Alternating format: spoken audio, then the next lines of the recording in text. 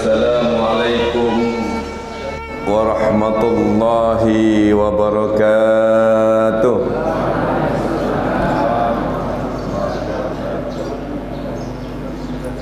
Alhamdulillahi wasyukurillah, wassalatu wassalamu ala rasulillah Muhammad ibn Abdullah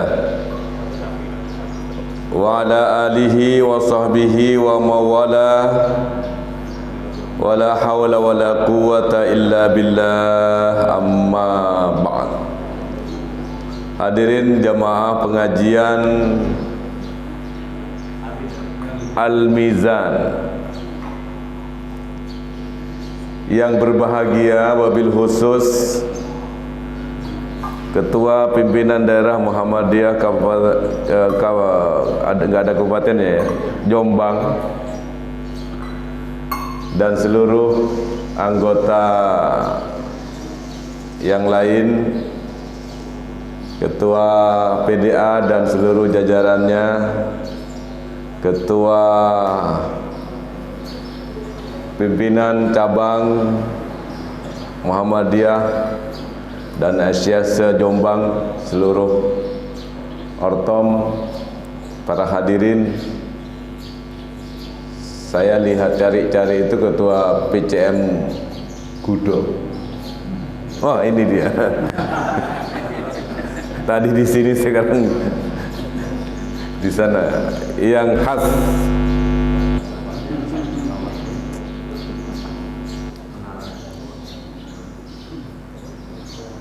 pagi ini kita hadir dalam acara pengajian ini tentu karena nikmat Allah Subhanahu wa ta'ala kepada kita.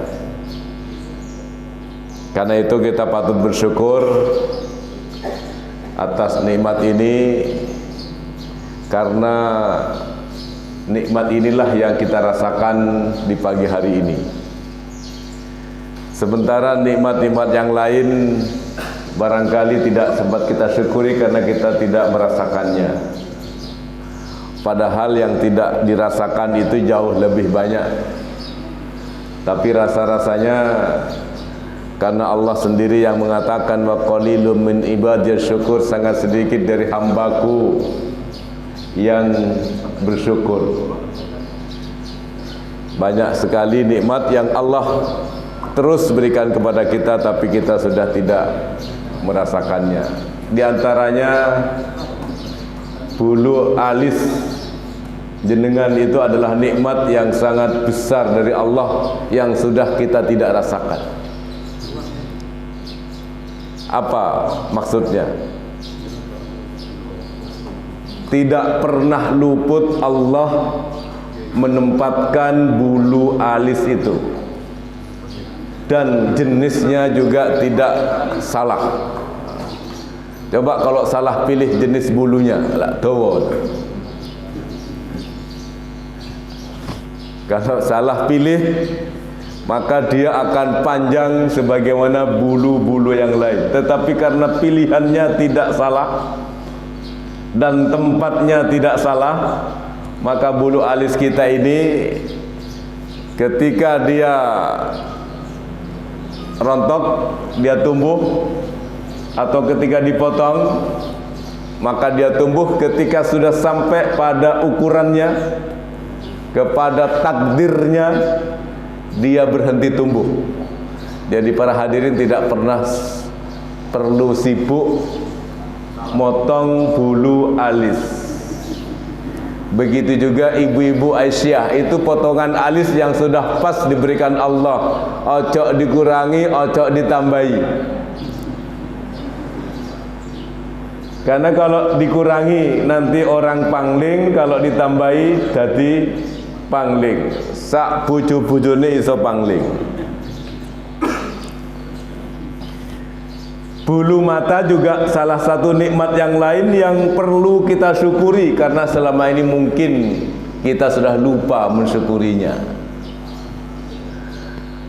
Belum lagi darah yang terus mengalir yang kita mungkin sudah tidak merasakan itu adalah nikmat yang sangat besar. Padahal kalau darah itu berhenti mengalir, wassalam, tidak bisa hadir di pengajian ini, dan seluruh jemaah akan sowan ke rumah orang itu untuk bertakziah. Nikmat yang sangat besar dari Allah senantiasa dilimpahkan kepada kita. Hadirin jamaah pengajian yang dimuliakan Allah Subhanahu wa taala.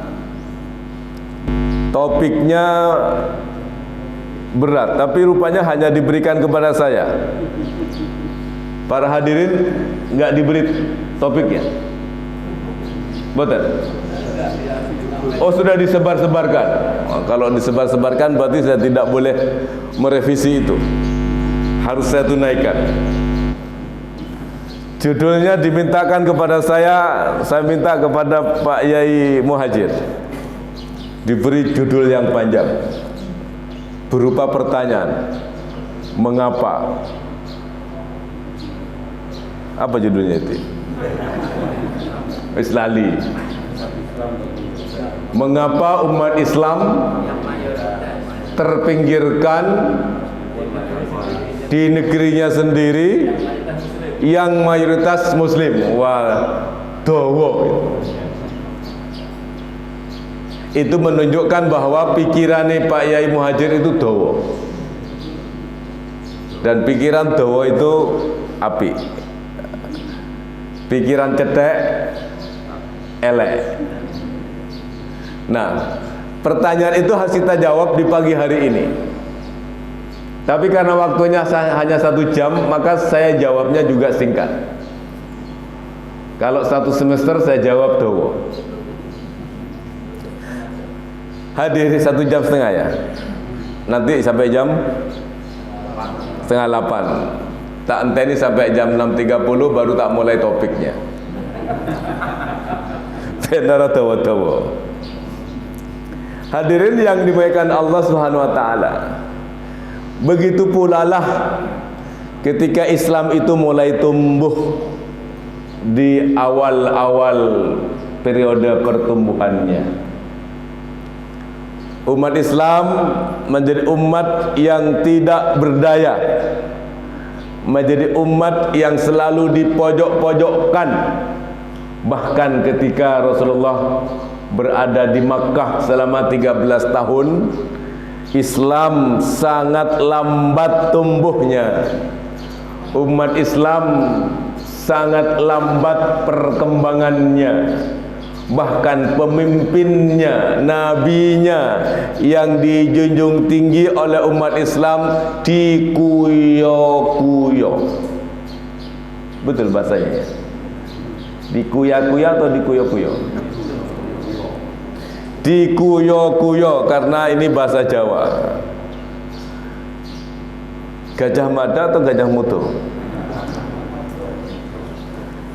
Gajah Mada ya. Saya tadi lewat tadi malam lewat ya kawasan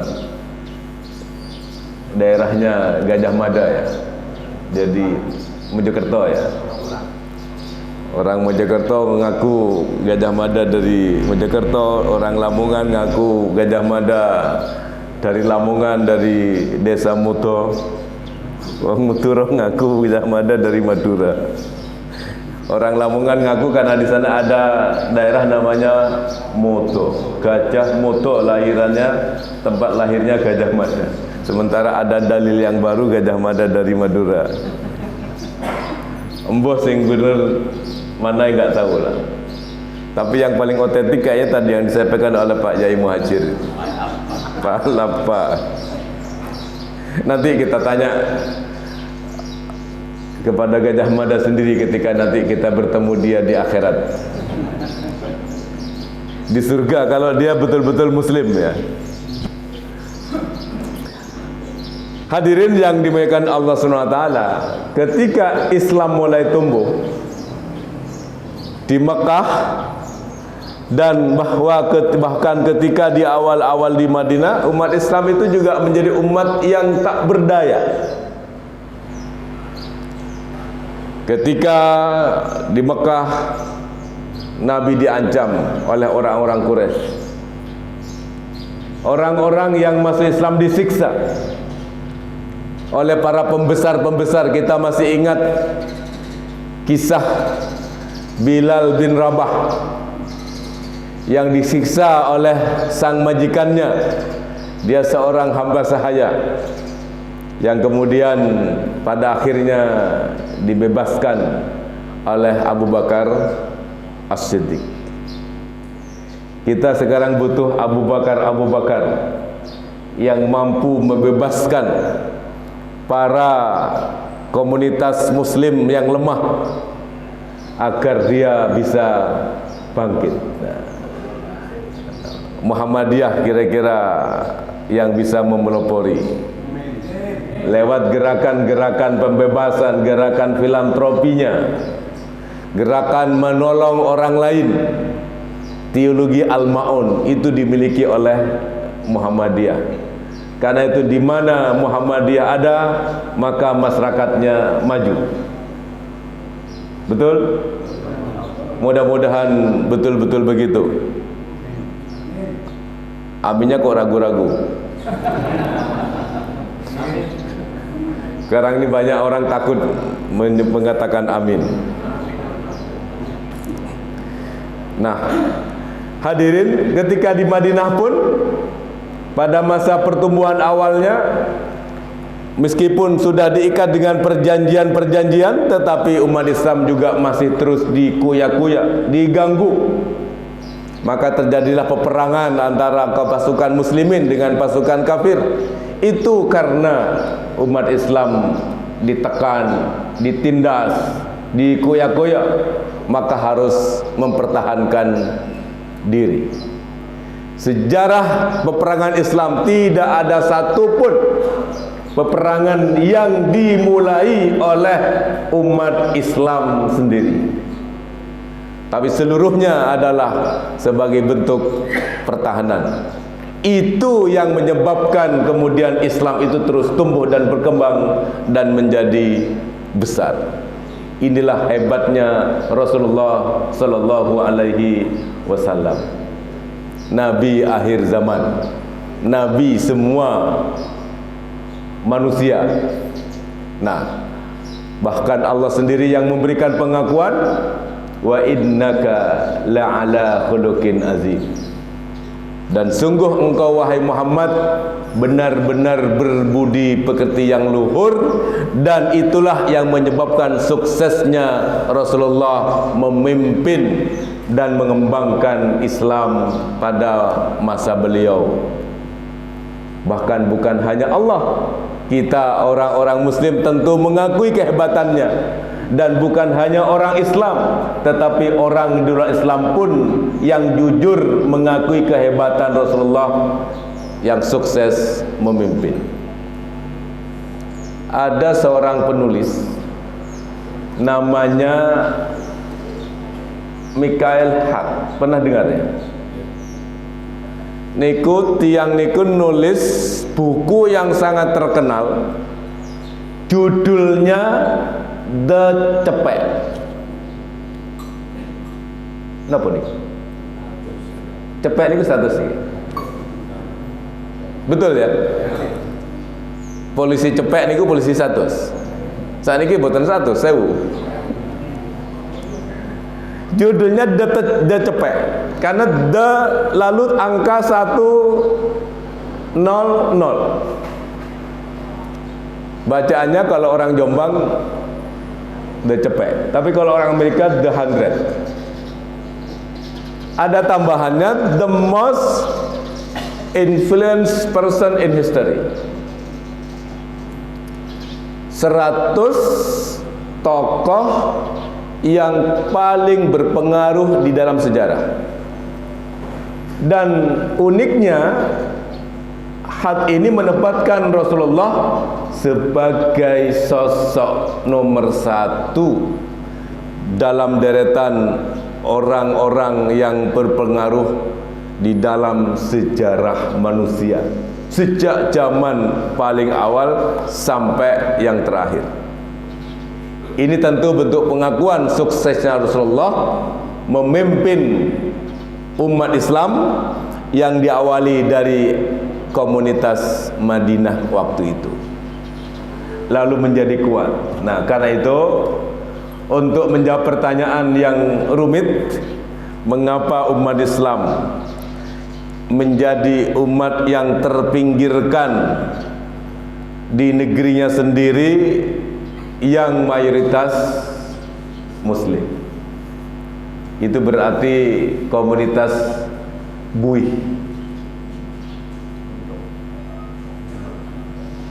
Apa nih? Untuk buih. Tapi ada lagunya itu. Buih. Apa lagunya itu? Ada lagu yang terbaru buih. Lupa saya bukan penyanyi Ustaz. Nanti kalau saya hafal lagu-lagu itu malah ini keliru jalan, mestinya jadi biduan kok jadi ustadz itu. Nah, buih banyak tetapi tidak punya kekuatan. Kalau air punya kekuatan tapi buihnya tidak. Nah, Rasulullah tentu ketika memimpin dimulai dari komunitas yang sedikit menjadi banyak, komunitas yang lemah kemudian menjadi kuat, yang kemudian dilanjutkan oleh para sahabat dan pemimpin-pemimpin berikutnya sehingga Islam pernah berjaya. Jadi sebelum keadaan ini muncul sebagaimana digelisahkan oleh Yai Muhajir, umat Islam pernah berjaya di dalam sejarah dan pemimpinnya Rasulullah Muhammad diakui sebagai pemimpin yang paling sukses. Hadirin yang dimuliakan Allah SWT, maka ada dua hal yang perlu kita kaji sebagai jawaban atas pertanyaan ini. Yang pertama, karena umat Islam itu tidak berilmu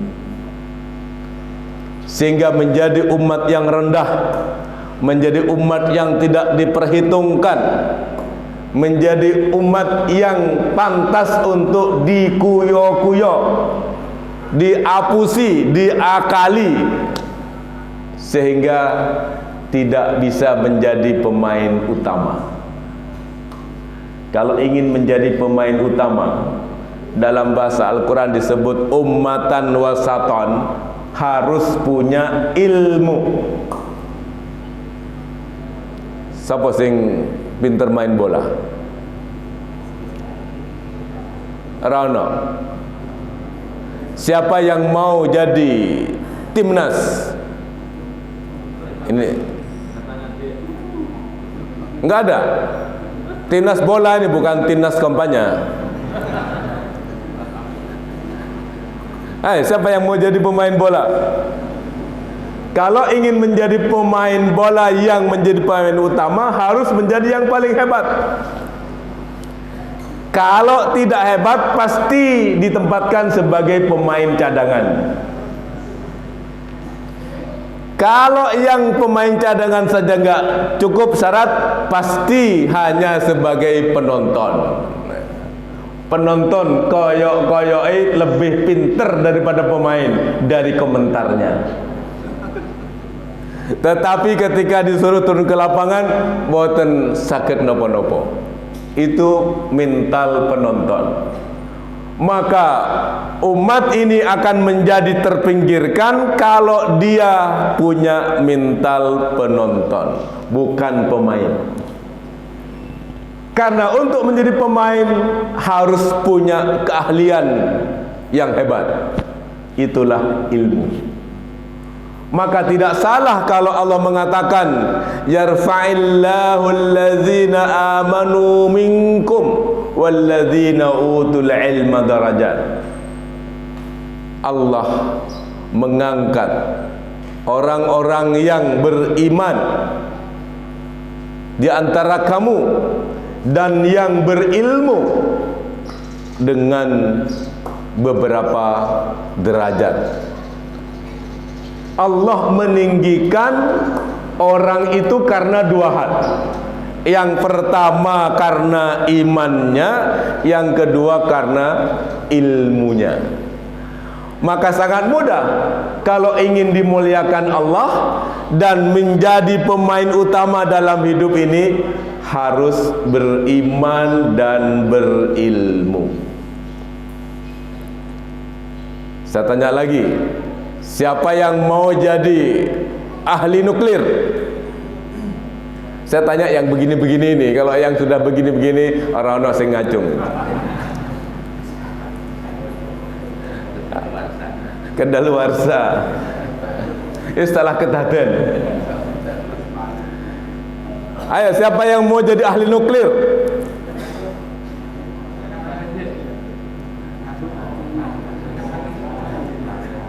Rano. Apa? Mau jadi apa? Jadi presiden. Hah? Mau jadi? Pilot. Wah, hebat. Pilot yang menerbangkan Garuda. Yang kedua, saya tanya, mau jadi apa? Halo. Halo. Ini. Ngadep sini. Mau jadi apa? Presiden. Mau jadi apa?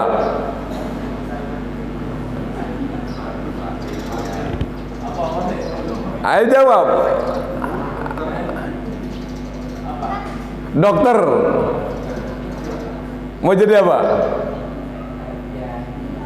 Pilot. Mau jadi apa?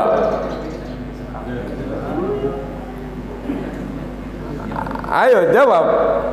Masa cita-cita saja nggak punya? Mau jadi apa? Dokter? TNI? Tentara? Mau jadi apa? Tentara. Lah kalau semuanya hanya jadi begitu, yang mau jadi presiden siapa?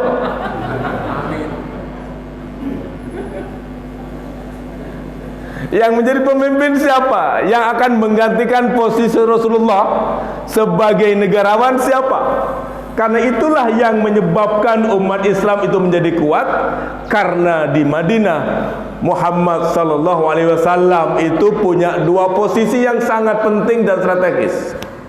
Yang pertama tentu sebagai Rasul, utusan Allah, menyebarkan risalah Allah. Yang kedua sebagai pemimpin atau negarawan.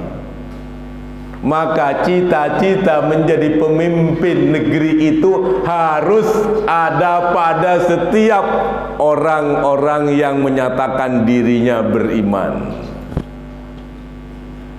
Pilot itu penting, tapi presiden penting. Pilih pilot atau presiden? Pilot sih, pancet wae.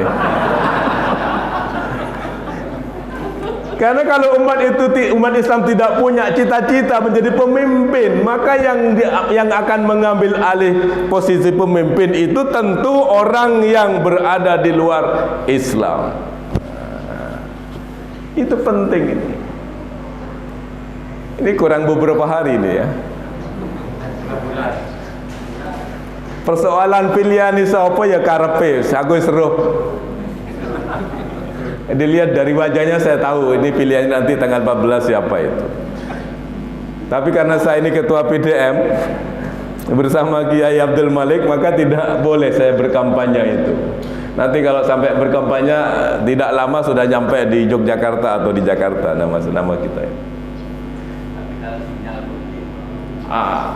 Al-alimu ya'rifu bil isyarah wal jahilu ya'rifu bil 'asa. Orang pandai itu tahu dengan isyarat. Orang bodoh itu mengertinya dengan tongkat. Maka orang-orang pandai kayak begini cukup membaca isyarat-isyarat. Wis roh opo pilihane.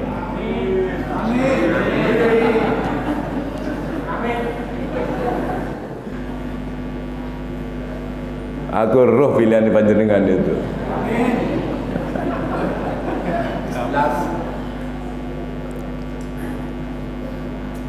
Muhammadiyah supaya tidak panas dalam tetap pakai kaki 3. Tetapi pribadi-pribadi, individu-individu, aku roh pilihan panjenengan. Amin. Nah, hadirin yang dimuliakan Allah Subhanahu wa taala, ilmu menjadi instrumen penting untuk mengangkat derajat manusia secara individu dan mengangkat derajat umat secara keseluruhan. Maka sejak awal yang dikerjakan oleh Rasulullah adalah mengajarkan ilmu kepada sahabat-sahabat. Kita tahu bahwa dari sejarah, dari riwayat, waktu-waktu seperti ini adalah waktu yang paling banyak digunakan oleh Rasulullah untuk menyampaikan, mengajarkan ilmu kepada sahabat-sahabat. Di Masjid Nabawi, sejak Rasulullah hijrah ke Madinah, ke Yathrib yang kemudian diganti nama menjadi Madinah. Dan tempatnya di Masjid Nabawi yang sekarang desainnya masih tetap diabadikan. Jadi Masjid Nabawi itu sejak pertama kali dibangun, desain utamanya persis seperti yang sekarang ada. Artinya desain denah Masjid Nabawi itu tetap seperti yang pada awal. Jadi ketika Rasulullah membangun masjid di Madinah, di Yathrib itu, Masjid Nabawi itu, kemudian Rasulullah membangun rumahnya untuk tempat tinggal, agar punya tempat tinggal sendiri. Yang sebelumnya Rasulullah tinggal di rumah seorang sahabat penduduk asli Madinah yang bernama Abu Ayyub Al-Ansari, di mana unta Nabi itu berhenti di depan rumahnya. Yang Nabi ketika datang ke Yathrib diminta oleh pembesar Yathrib, tapi Rasul menjawab, biarkan nanti unta ini di mana berhenti dan disitulah aku turun dan singgah. Kok dilalah niku bahasa Malangnya jaketek, ucuk-ucuk. Masjid unta Nabi itu berhenti di depan rumah Abu Ayyub Al-Ansari. Sinten niku? Sahabat Nabi asli Madinah yang ditugaskan oleh Nabi untuk mendakwahkan Islam ke wilayah yang jauh, yang sekarang dikenal dengan tempat di Turki, kota Bursa. Mendakwakan Islam ke sana, dan beliau wafat di sana dan dimakamkan di kota Bursa. Dan di sana ada Masjid Ayyub Al-Ansari yang dikenal dengan Masjid Hijau. Pernah sholat di sana? Mudah-mudahan panjenengan pernah sempat sholat di Masjid Abu Ayyub Al-Ansari di kota Bursa, Turki. Aminnya mantap.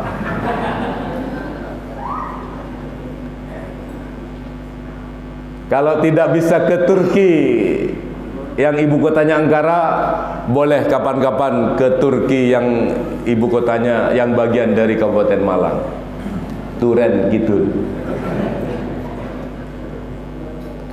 Nah, ilmu. Jadi Rasulullah ketika membangun Masjid Nabawi itu fungsinya sangat kompleks, fungsinya sangat luas. Bukan sekadar untuk mendirikan sholat fardu berjamaah lalu setelah itu dikunci, persis seperti kebanyakan masjid-masjid di negeri kita ini. Saya pernah kecil di sekitar stasiun Gubeng, karena sudah lama perjalanan, maka pingin buang air. Biasanya orang soleh itu buang air pun cari masjid. Betul ya? Orang baik itu jangankan untuk melakukan hal-hal yang baik, membuang kotoran saja biasanya pilih masjid. Dan masjid harus menyiapkan itu mestinya. Tetapi ternyata ketika sudah sampai, sudah kebelet, ternyata masjidnya dikunci. ke masjid cap opo ini? Maka jawaban saya dalam hati, ini mesti masjid cap Indonesia. Yang masjid itu dibuka ketika azan dan ditutup ketika sudah selesai didirikan salat fardu. Tidak ada fungsi yang lain. Padahal Rasulullah ketika membangun masjid, fungsinya sangat luar biasa banyaknya. Tidak sekadar untuk memimpin salat fardu, tetapi fungsi-fungsi sosial, ekonomi, militer, pemerintahan dan sebagainya dan sebagainya. Itu masjid yang dicontohkan oleh Rasulullah. Maka Masjid Ahmad Dahlan ini akan menjadi miniatur. Betul ya?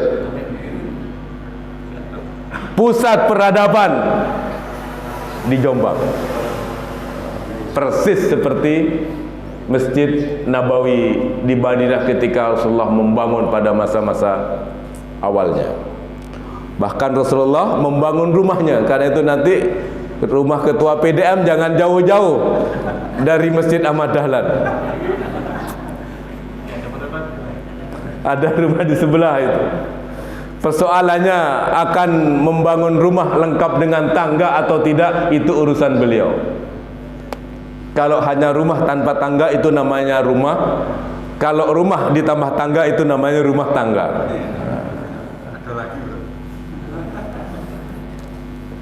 Nah, gudal serahkan kepada beliau.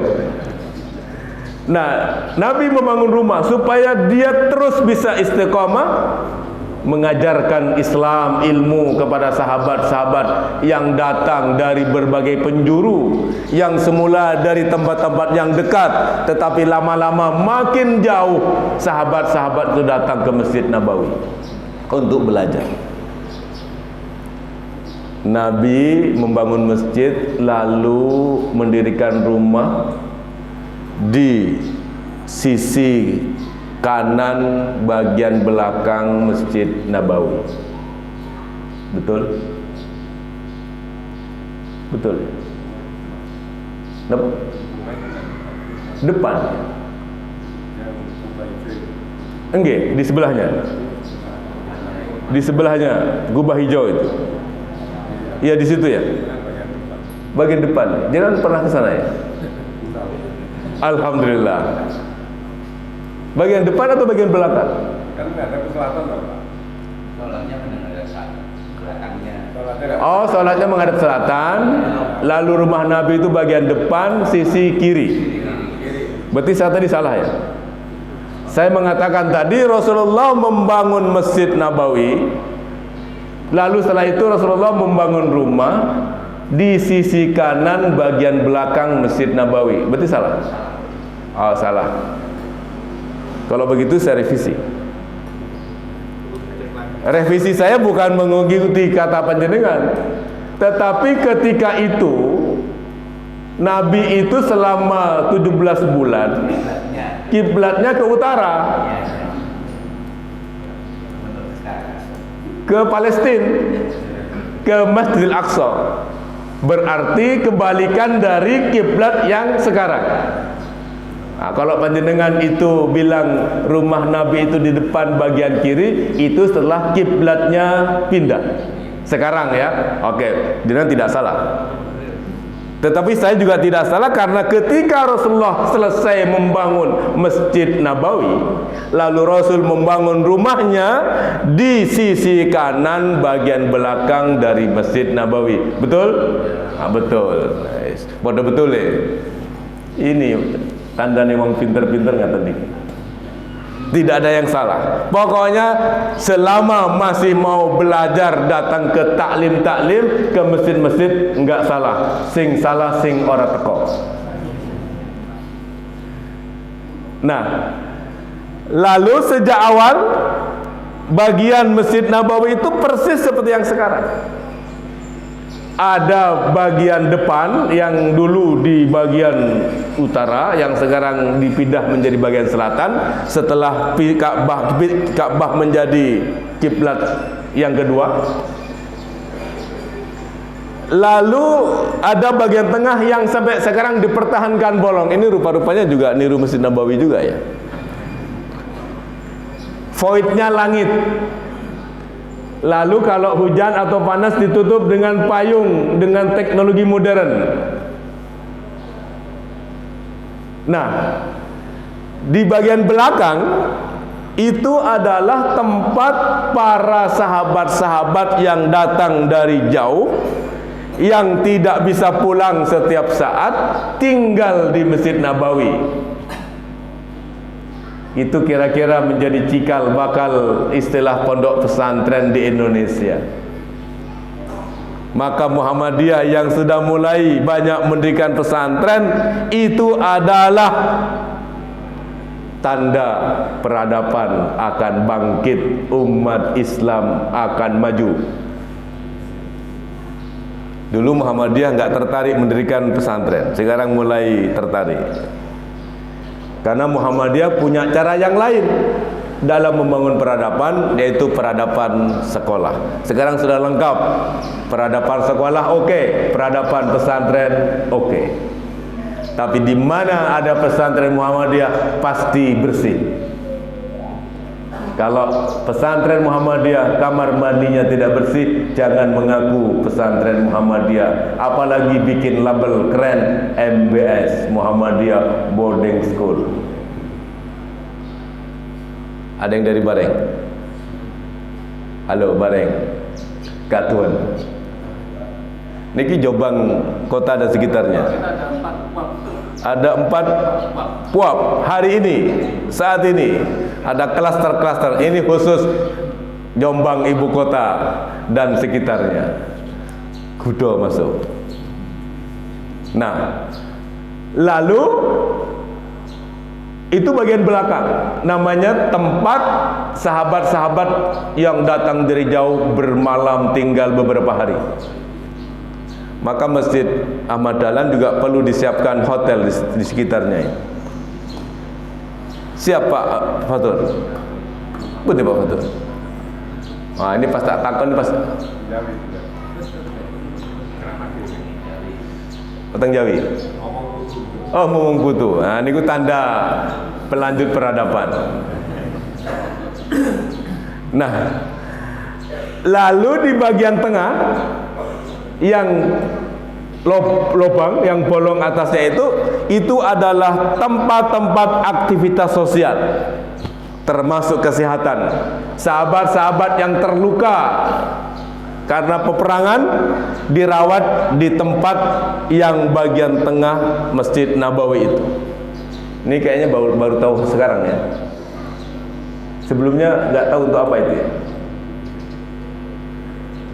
Sahabat-sahabat yang terluka dari perang dirawat di situ oleh tenaga-tenaga para medis pada waktu itu.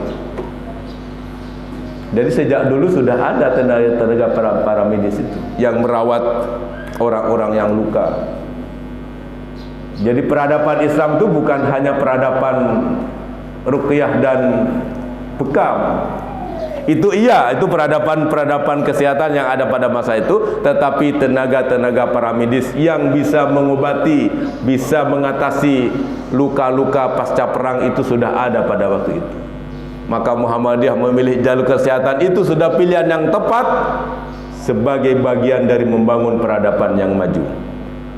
Lalu di bagian depan itu adalah tempat di mana sholat didirikan dan Nabi mengajarkan agama, mengajarkan ilmu kepada sahabat-sahabat. Dan pintu Masjid Nabawi itu pada awalnya dulu hanya 3. Yang pertama di bagian barat, itu biasa disebut dengan Bab Jibril. Lalu ada di bagian timurnya itu ada 2. Ada Babun Nisa, dan yang agak ke selatan itu adalah pintu yang biasa digunakan oleh Nabi untuk masuk ke Masjid Nabawi. Sekarang jumlahnya sudah sangat banyak, tetapi desainnya itu persis dipertahankan sebagaimana desain awal Masjid Nabawi yang menunjukkan bahwa masjid itu multifungsi. Itulah yang menyebabkan Islam pada waktu itu menjadi maju. Maka dengan rumus Islam akan maju, umat Islam akan menjadi pemain utama kalau umat Islam itu gemar ilmu. Maka selagi tidak gemar ilmu, tidak akan pernah maju dan tidak akan pernah menjadi pemain utama. Maka apa yang dikerjakan oleh Kiai Dahlan pada masa-masa awal kiprah beliau di Yogyakarta, sepulang dari tanah suci setelah sekian lama belajar, mengajarkan ilmu kepada murid-muridnya. Bahkan ilmu yang disampaikan oleh Kiai Dahlan itu ilmu yang sangat kompleks, bukan hanya ilmu fikih dan syariah, tetapi ilmu-ilmu yang dipelajari oleh orang-orang Belanda, dipelajari di sekolah-sekolah Belanda, juga diberikan di sekolah-sekolah yang didirikan oleh Kiai Dahlan. Karena selama ini Islam itu menjadi mundur sejak abad pertengahan, terutama pada masa-masa penjajahan, karena umat Islam itu diciptakan, diarahkan untuk tidak senang belajar ilmu-ilmu kemajuan, ilmu-ilmu modern. Maka ada ilmu agama yang biasanya dipelajari di pesantren-pesantren, dan ada ilmu umum yang dipelajari di sekolah-sekolah Belanda. Nggak pernah ketemu antara pesantren dengan sekolah Belanda. Kiai Dahlan memadukan dua sisi yang berbeda. Mendirikan sekolah yang kemudian menjadi cikal bakal sekolah Muhammadiyah. Ilmu agama dari pesantren dipelajari, ilmu umum dari sekolah Belanda juga dipelajari. Itulah ciri sekolah Muhammadiyah. Maka sekolah Muhammadiyah, dua sisi ini harus maju, harus hebat. Kiai Dahlan mengajarkan seperti itu, dan ternyata hasilnya luar biasa. Ilmu, Allah berjanji mengangkat derajat orang-orang beriman dan berilmu. Dengan sekian derajat itu harus kita jadikan sebagai landasan teologis, landasan keyakinan untuk terus kita belajar dan belajar. Bahkan sampai akhir hayat pun kita harus terus belajar. Makin tua mestinya makin senang belajar. Makin tua mestinya harus lebih suka hadir di majlis-majlis ilmu. Mengapa? Rasul bersabda, "Man salaka tariqan yaltamisu fihi ilman, sahhalallahu lahu tariqan ilal jannah." Barang siapa yang melalui suatu jalan dalam rangka mempelajari ilmu, maka Allah memudahkan baginya jalan menuju surga. Hari ini kita hadir di majlis ilmu. Majlis ini adalah terminal dari rumah menuju surganya Allah Subhanahu wa ta'ala. Karena itu kalau boleh memilih, nek jenengan badhe apa meninggal bahasa Jawanya apa? Seto. Nek panjenengan pengin seto, si seto weteng mriki mawon. Ketika kita berada di majlis ilmu, karena kita sedang berada di tempat transit menuju surganya Allah Subhanahu wa ta'ala. Milih seto teng mriki napa teng rumah sakit? Kalau boleh memilih di masjid, apalagi di masjid sedang mempelajari ilmu. Katos-katos ngaten niki. Berarti sing paling apik dino Ahad, ketika pengajian Ahad pagi. Yang Rasulullah mengatakan, barang siapa yang wafat di tengah-tengah dia mempelajari ilmu, maka dia matinya mati syahid. Nek syahid ganjarane surga. Sinten sing pengin mati saniki? Betul. Ya pingin saja nih, tapi kok urung tega ninggalkan anak bojo.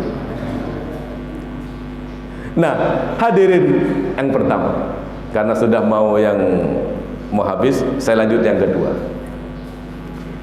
Yang kedua, agar umat Islam itu menjadi pemeran utama, pemain utama, pelaku utama bukan penonton, dan kuat, maka harus siap untuk bersatu padu antara yang satu dengan yang lain. Kalau yang pertama dikerjakan Nabi di Madinah adalah membangun masjid, dan masjidnya multifungsi, tidak pernah dikunci, tidak pernah ditutup. Saya yakin Masjid Nabawi itu tidak pernah ditutup setiap saat, betul? Sampai sekarang itu kayaknya nggak ada kuncinya, nggak ada gemboknya kayaknya itu Masjid Nabawi itu, semuanya serba terbuka. Ya, pintu digunakan untuk menahan orang-orang pergerakan saja itu. Sampai-sampai karena yang masuk ke Raudhah itu sekarang harus diatur, tidak semudah tempo-tempo dulu. Sekarang semuanya lewat babun nisa, pintu perempuan, yang biasanya itu pintu perempuan. Lalu itu pintu yang awal itu, perempuan-perempuan itu masuk dari pintu itu sejak zaman awal. Perempuan-perempuan, yang laki-laki lewat bagian pintu barat, yang perempuan lewat pintu timur yang tadi saya sebut itu, yang Nabi pintu yang lebih dekat dengan rumahnya. Orang umrah sekarang kalau mau masuk ke Raudhah dilewatkan babun nisa, baik laki-laki maupun perempuan. Dulu khusus perempuan untuk masuk ke Raudhah, tapi sekarang yang laki-laki pun dengan adanya pengaturan menjadi lewat bab perempuan. Ini menunjukkan bahwa sejak dulu perempuan itu memang datang ke masjid, Bu. Ojo percaya kalau ada ustadz yang mengatakan ibu-ibu nggak usah ke masjid, di rumah aja. Itu pasti bukan Ustadz Muhammadiyah itu. Muhammadiyah sejak awal sudah tidak membedakan laki-laki dan perempuan dalam peran-peran sosialnya, termasuk dalam ibadah. Dan Nabi pun sudah menegaskan, wong lanang-lanang sing beriman, kalau istrimu minta izin kepadamu untuk mendatangi masjid Allah, disebut masjid Allah di situ dalam hadisnya, janganlah kamu melarangnya. Karena itu bapak-bapak, jangan melarang istri panjenengan untuk mendatangi masjid. Apalagi kalau mau mengajaknya. Jangan kamu larang. Itu kata Nabi. Karena itu hadis, kalau perempuan katanya lebih baik sholat di rumah, di rumah itu pun masih ada tempat yang lebih baik lagi di dalamnya. Di dalamnya itu yang lebih baik katanya yang di kamar-kamar itu ada ilatnya, ada sebabnya. Karena ketika itu perempuan keluar rumah itu tidak aman, rawan. Yang kedua, menimbulkan fitnah. Sekarang ibu-ibu datang ke masjid, aman apa mboten? Aman. Muncul fitnah apa mboten? Mboten. Wong bentino bolak-balik teng mall, mboten merasa ada fitnah. Lah kok masjid kok mengatakan ada fitnah? Masa masjid dianggap lebih jelek daripada mall?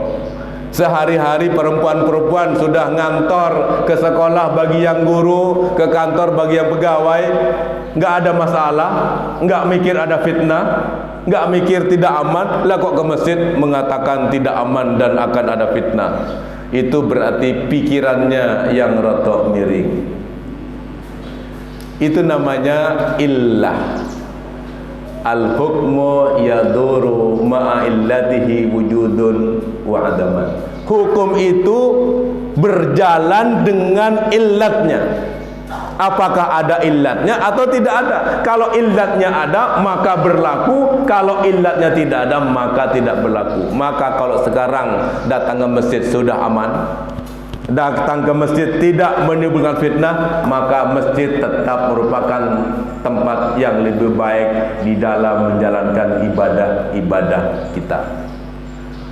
Muhammadiyah sepakat? Sepakat. Ibu-ibu datang bahkan lebih banyak daripada yang laki-laki. Karena bapak-bapak banyak yang sok sibuk, merasa sibuk. Hari Ahad nggak ngantor, istirahat. Istrinya dikongkon budal karena bendino nang omah wae. Dikongkon nang masjid metu seneng. Yang kedua, kita sebagai umat ini harus terpadu, harus bersatu, harus bersama-sama. Itu proyek kedua yang dikerjakan oleh Rasulullah ketika datang ke Madinah. Apa? Mempersaudarakan orang-orang yang beriman, menyambungkan orang-orang yang beriman yang datang dari Mekah yang disebut sebagai muhajirun dan orang-orang asli Madinah yang disebut sebagai al-ansar, orang-orang kelompok penolong. Semula Madinah itu dihuni oleh berbagai macam suku. Yang besar ada suku Aus dan Khazraj. Dan di masing-masing suku itu juga sudah ada orang-orang yang beriman sebelum Nabi datang. Tetapi sepanjang sejarah Madinah tidak pernah bisa bersatu antara suku-suku itu. Kalau yang muncul pemimpin terpilih dari satu suku yang lain tidak mau menerima. Kalau yang muncul dari pemimpin itu dari Aus, maka Khazraj tidak mau. Itu kira-kira podo karo zaman biyen PDIP dan Partai Demokrat. Musuhnya bebuyutan. Sampai hari ini juga ya. Ya, mudah-mudahan. Kalau dari Khazraj yang muncul, Aus tidak mau. Meskipun di situ sudah sama-sama ada orang-orang yang beriman sebelum Nabi datang ke Madinah. Dan sepanjang sejarahnya tidak pernah bisa ada pemimpin yang mempersatukan Madinah. Tetapi hadirnya Rasulullah diterima oleh semua suku yang ada di Madinah sebagai pemimpin. Maka proyek kedua setelah Rasulullah membangun masjid adalah mempersaudarakan orang-orang yang beriman. Dari Muhajirin dan Ansar, dari suku-suku yang ada di Madinah dipersatukan dalam ikatan yang disebut dengan al-ukhuwah al-islamiyah, al-ukhuwah al-imaniyah. Dasarnya adalah Al-Quran. Innamal mu'minuna ikhwah. Sesungguhnya orang-orang yang beriman itu bersaudara. Bersaudara bukan karena hubungan biologis, tetapi bersaudara karena hubungan keyakinan, hubungan akidah, hubungan agama. Maka umat Islam kalau ingin kuat seperti kuatnya umat Islam di Madinah yang bisa mempertahankan diri dengan berbagai macam serangan, yang bisa terus berekspansi mendakwakan Islam ke wilayah-wilayah sekitarnya, maka jadikan orang-orang Islam itu sebagai umat yang bersaudara. Selagi masih suka gontok-gontokan, jangan harap umat Islam akan menjadi umat yang kuat. Selagi masih terus saling curiga, jangan harap umat Islam akan menjadi kuat. Di Indonesia, kalau dua organisasi Islam ini enggak akur, jangan harap Islam akan kuat di negeri ini. Maka Pak Ketua ini punya peran yang besar untuk terus bergandengan tangan dengan adiknya. Adiknya Muhammadiyah di Jombang ini penting untuk terus diajak jalan bersama. Dan di mana-mana saya selalu katakan, kalau umat Islam ingin kuat, Muhammadiyah dan NU harus bersatu. Kalau umat Islam ingin menjadi umat yang berpengaruh, dua ormas besar ini yang ikut mendirikan republik ini, yang punya saham terbesar bagi hadirnya republik ini, harus tetap bersatu dan bersejalan. Yaitu harapan kita semua. Saya selalu mengatakan, Muhammadiyah dan NU, ini sayangnya nggak ada orang NU yang datang. Ada ya? Pun ditiangi. Sing wani-wani teko ning pengajian niki. Itu yang penting dan harus terus dilestarikan. Saya punya pengalaman baik dengan Jombang ini. Yang pertama, saya pernah dihadirkan sebagai pembicara mewakili Muhammadiyah di Masjid Agung Jombang. Pembicaranya ada 3. Satu dari Muhammadiyah. Kok yang dipilih Muhammadiyah orang Malang, yang asli Madura. Yang kedua orang Jombang, NU, namanya Kiai Haji Isom Hazik Allahu Yarham, Tebuireng. Bukan Pondok Tebuireng, tetapi Keluga Tebuireng. Yang ketiga, Ustadz dari Persis, Ustadz Lut. Ya, Nuh atau Lut? Ustadz Hud. Ustadz Hud. Karena namanya nama Nabi, saya harus memilih-milih mana yang kira-kira betul itu. Ustadz Hud dari Bangil. Muhammadiyah, NU, Persis dihadirkan. Yang pesertanya adalah komunitas Muslim Jombang yang warna-warni. Ternyata Jombang itu memang betul-betul Jombang hijau dan abang, warna-warni. Dihadirkan di Masjid Agung namanya ya, Masjid Agung Jombang, berbicara tentang bagaimana memajukan Islam. Kalau yang kedua diundang Bu Aisyah, Bu Amri di Jamaah Aisyah. Tapi yang pertama ini sangat menarik. Dan di mana-mana saya katakan, Muhammadiyah dan NU itu bagaikan dua sayap burung Garuda yang harus terus berkepak secara serasi dan seimbang agar Garuda itu bisa terbang setinggi-tingginya untuk mencapai cita-cita bangsa. Tetapi kalau berkepak hanya sebelah, Garuda tidak akan pernah bisa terbang tinggi.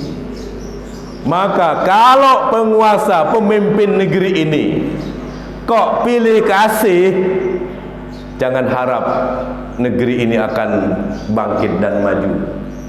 Kalau kok ada pemerintah daerah tidak memakai dua sayap burung Garuda ini, pasti tidak akan pernah maju daerahnya. Betul ya? Karena itu Pilkada Jombang besok, kalau bupatinya NU, wakilnya wajib dari Muhammadiyah. Siapa lagi kalau bukan ketua PDM Jombang? Lah masa ketua PCM mau nyalip ketua PDM itu? Kualat itu. Kalau bupatinya, calon bupatinya itu adalah Muhammadiyah, maka wakilnya NU. Sekali-sekali Jombang dibikin begitu. Bupatinya Muhammadiyah, wakilnya NU, itu baru keren. Kalau bupatinya NU lalu wakilnya Muhammadiyah, itu biasa. Tapi kalau tidak ada dua unsur ini, itu kayaknya kelihatannya baik, tetapi kayak tersiok-siok juga. Betul ya?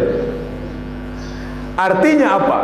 Rasulullah telah mengajarkan kepada kita mempersatukan, mempersaudarakan orang-orang yang beriman. Itu merupakan rumus penting untuk menguatkan posisi umat Islam di Madinah ketika itu. Kalau umat Islam di Madinah masih terus dibiarkan tercerai-berai, maka tidak akan pernah ada kekuatan yang muncul dari masyarakat Madinah ketika itu. Inilah cerdasnya Rasulullah dalam memimpin masyarakat ketika itu.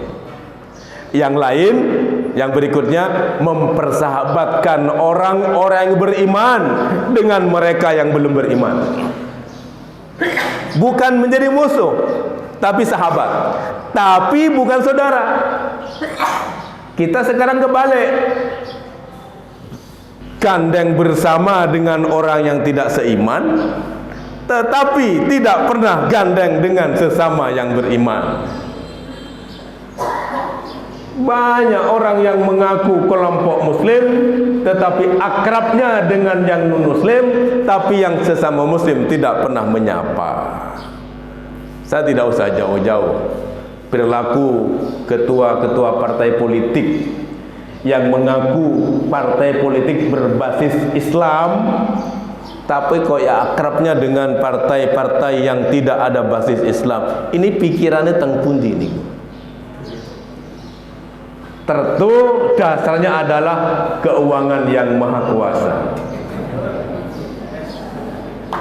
Kalau sudah keuangan yang maha kuasa, maka itulah yang akan membutakan mata, yang akan menulikan telinga, yang akan menutup hati. Nek ngaten niku gampang. Dan gampang golekane. Tetapi orang yang punya konsep memimpin seperti Rasulullah, bukan menyepelekan orang lain, tetapi satukan dulu, persaudarakan dulu orang-orang yang beriman, yang kalau satu disakiti yang lain akan merasa sakit. Yang kata Nabi, al-mu'minu lil mu'min kal bunyani yashuddu ba'duhu ba'da. Orang mukmin yang satu terhadap mukmin yang lain itu bagaikan bangunan, kal bunyan, yang bagian satu memperkuat bagian yang lain. Rasulullah sangat cerdas membuat perumpamaan ini. Padahal ketika itu teknologi bangunan itu masih sangat sederhana. Bangunan ketika itu tidak ada bangunan yang sekuat bangunan hari ini. Mungkin ketika itu bagian-bagian dari bangunan ada tiang, ada atap, ada fondasi. Tetapi sekarang kita lihat bangunan itu akan menjadi kokoh kalau makin banyak komponen-komponen yang terlibat dan masing-masing bersatu, bersinergi. Ada pasir yang hadir sebagai pasir, ada semen yang hadir sebagai semen, ada besi, ada batu, yang itu kalau dibiarkan sendiri-sendiri tidak akan pernah menjadi kokoh. Apalagi ada air. Air itu mana kokohnya? Tetapi kalau semua itu disatukan, maka akan menjadi bangunan yang sangat kokoh, persis seperti bangunan Masjid Ahmad Dahlan yang kita sekarang nikmati ini. Ada pasirnya, ada batunya, ada semennya, ada airnya, ada batu batanya, ada apa lagi? Ada kayu, semuanya bersatu menjadi bangunan yang kokoh dan megah. Maka satukan, bersaudaralah, wahai orang-orang yang beriman. Selagi masih memiliki iman, itu saudara. Maka dalam seluruh relasi-relasi kita, jadikan itu sebagai saudara. Utamakan daripada yang lain-lain. Berikutnya, persahabatkan orang beriman dengan orang-orang yang belum beriman. perlakukan mereka secara adil, jagalah keamanan mereka. Islam ketika menjadi pemimpin, semuanya menjadi aman dan nyaman. Ketika Rasulullah datang ke Mekah, ini terakhir nih, sebagai pemenang dalam keadaan sudah kuat, setelah 10 tahun baru 8 ketika itu, karena Rasul ketika datang ke Mekah itu kan sebelum wafat ya. Sekian tahun membangun strategi di Madinah, lalu menjadi kuat, datang ke Mekah sebagai pemenang tanpa perlawanan, tanpa perang. Rasulullah menunjukkan sikap arifnya sebagai pemimpin. Rasul tidak membalas apa-apa yang dahulu orang-orang Mekah perbuat atas dirinya. Rasul tidak membalas kepada penduduk Mekah, kafir Quraisy yang dahulu membunuh sahabat-sahabatnya. Kalau Rasul mau membalas, pasti bisa. Tapi Nabi tidak melakukannya. Karena Nabi Muhammad bukan pemimpin yang pendendam, bukan pemimpin yang mau membalas kalau ada kesempatan. Beda dengan pemimpin-pemimpin kita hari ini. Kalau berkuasa, balas dendam kepada orang yang berkuasa sebelumnya. Dihukumlah orang-orang yang tidak sepaham dengan dirinya. Namanya narapidana politik. Di mana-mana begitu. Nabi tidak. Nabi memaafkan semua mereka. Dan Nabi ketika itu menyampaikan sebuah pidato. Dan di dalam pidatonya Rasul mengutip firman Allah yang merupakan perkataan Nabiullah Yusuf alaihissalam kepada saudara-saudaranya yang dahulu juga menganiaya dirinya. La tasriba alaikumul yawma yaghfirullahu lakum wa huwa arhamur rahimin. Pada hari ini tidak ada cercaan terhadap kamu. Semoga Allah mengampuni kamu, dan Dia adalah zat penyayang di antara para penyayang. Rasulullah membebaskan semua mereka. Dalam sejarah peradaban, orang-orang Muslim merasa aman ketika dipimpin oleh Rasulullah Shallallahu Alaihi Wasallam. Maka pemimpin Islam yang benar adalah pemimpin yang menjadikan semuanya menjadi aman dan nyaman. Tak pandang bulu, tak pandang suku, tak pandang agama, tak pandang kelompok, tak pandang partainya.